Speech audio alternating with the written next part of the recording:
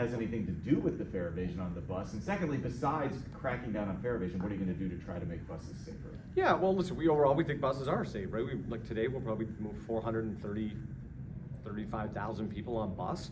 We are an incredibly safe part of the entire system. Obviously, when something happens on Metro, it's A-block news for you guys versus if it happens in an office or somewhere else. So we understand that.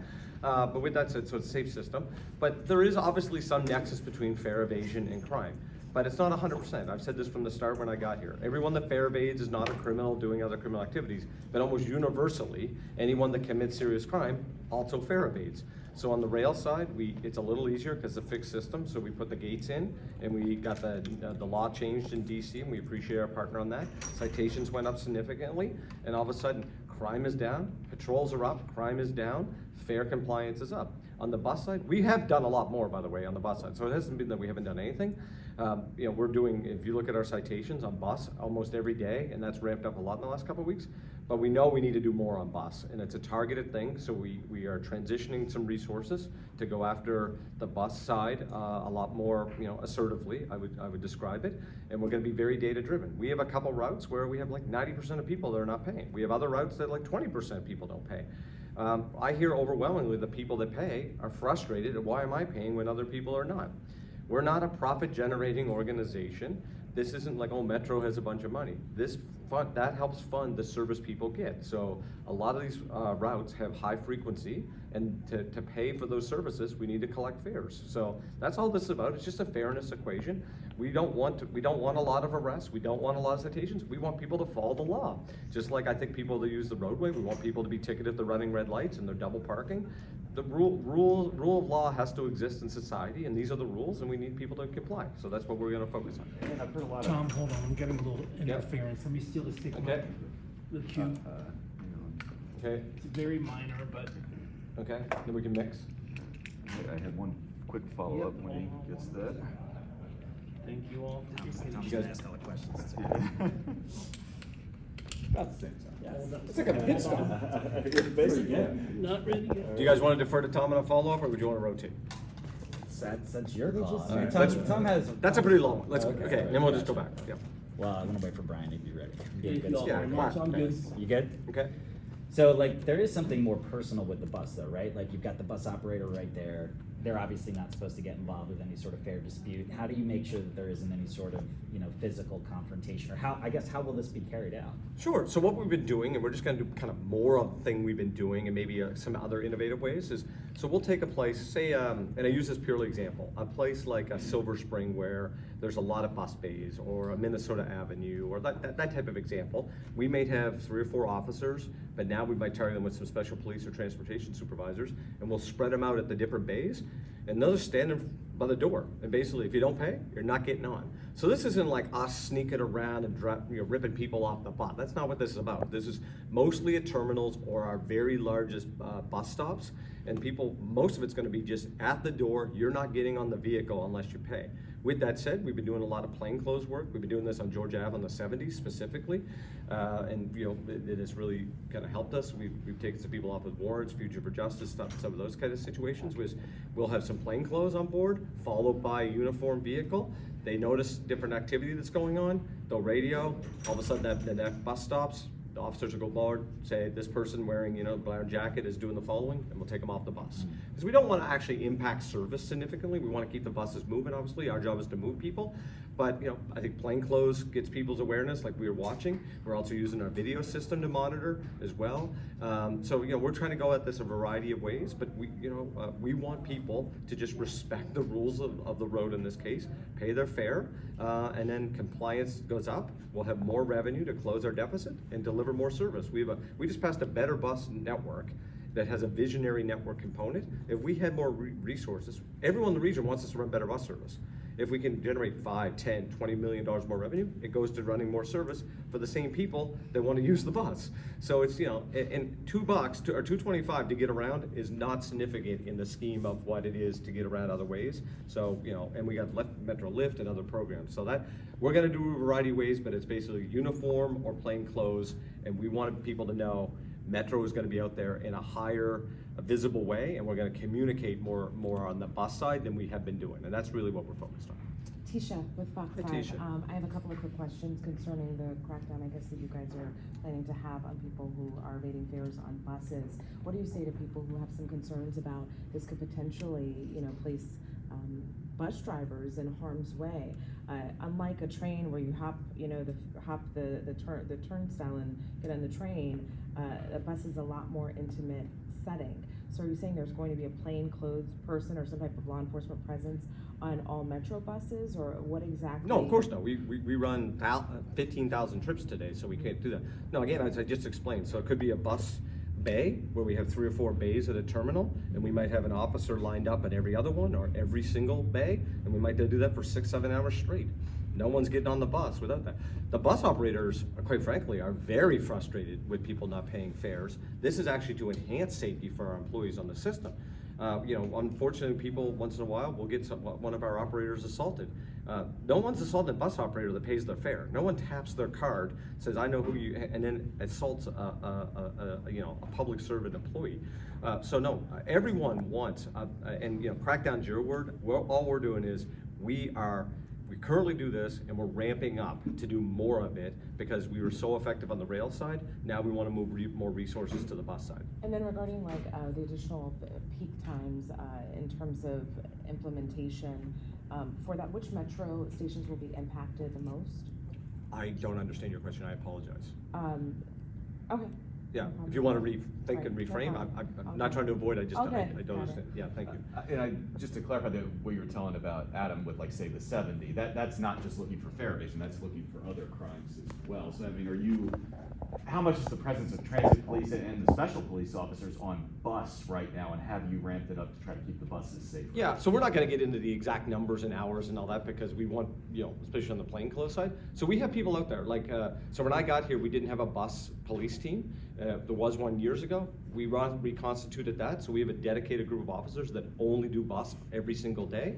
What we're doing is surging and flexing in more officers and some civilian staff to work in partnership to really focus on fare evasion. But when we do fare evasion, so fare enforcement, we actually then sometimes, we'll do warrants, because if someone refuses to comply, we'll run the name. They could get warrant, they could fugitive for justice. We've taken over 200 people with warrants and fugitive for justice off the system since we've really started enforcing heavily in the last year or so. Those are people that everyone wants off the system, right? So then all of a sudden that impacts crime as well. So again, we are looking to run a great bus system. We want as many people on. We want to be that affordable transportation for people to get around the region. But the campaign's pretty simple. Your fares pay for service, and that's what we're really focused on. And probably what you were asking about, but the things with sending some yellow line trains back to Greenbelt, peak service edition. I mean, is all of that likely to be in the budget you propose next month, or are you just considering it at this point? Put it in your own words. Yeah, well, listen, we are going through the data. We're one of the things I came in when I got here is transparency makes great policy. And so this is a couple months where we showed where there is need, there's demand, and where there's capacity constraints, or where we believe we're running too many trains and where they could be better used. So one, ATO and going back to design speed creates savings in the system because it's safer and more efficient. The question is how to deploy that. There's clear needs. Right now, if you take a train at Tuesday morning at Courthouse at 8 o'clock, you're in a packed train. If you're at NOMA at Wednesday afternoon at 5 o'clock, you're in a packed train. So we have crowding today. We need to alleviate some of that, let alone what might happen over the next year. We've grown 13% again this year. What if we grow another 10% next year, right? So we want to use those assets. We got the entire 7,000 series train set back. Remember, we had a big problem here where when I got here, we didn't even have the 7K fleet. We got the whole fleet back.